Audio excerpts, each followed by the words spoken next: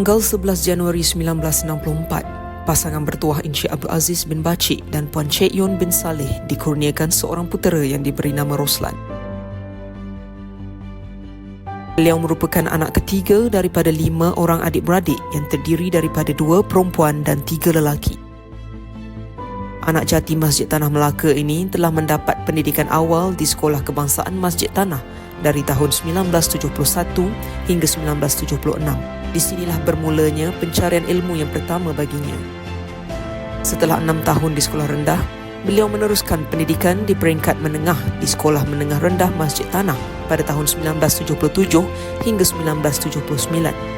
Pada tahun 1980 hingga 1981, beliau meneruskan pelajaran di peringkat menengah atas di Sekolah Menengah Masjid Tanah Melaka dengan mengambil jurusan sains. Beliau menyambung persekolahan ketingkatan 6 di Sekolah Menengah Datuk Abdul Razak.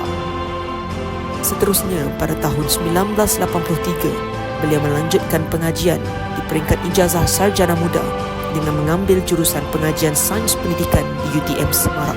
Beliau mengambil meja matematik dan minor kimia. Beliau dianugerahkan ijazah sarjana muda serta pendidikan pada tahun 1987.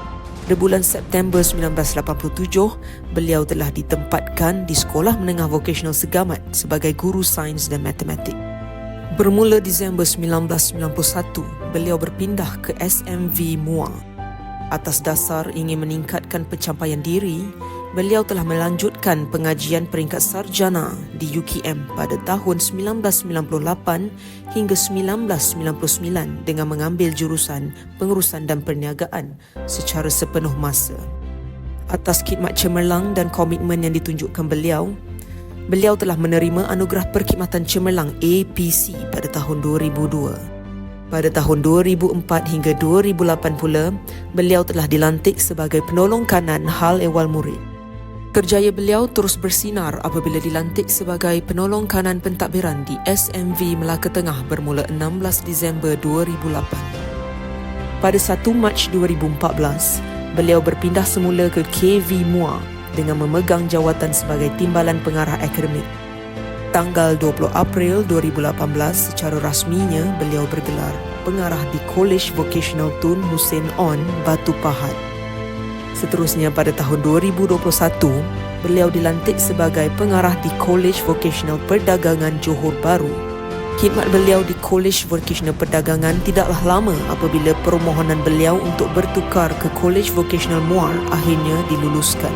Pada 8 Januari 2023, beliau secara rasminya bergelar pengarah College Vocational Muar bagi menggantikan Dr. Haji Abdul Aziz bin Sahad yang telah bersara. Di sinilah destinasi terakhir beliau sebelum menamatkan persaraan.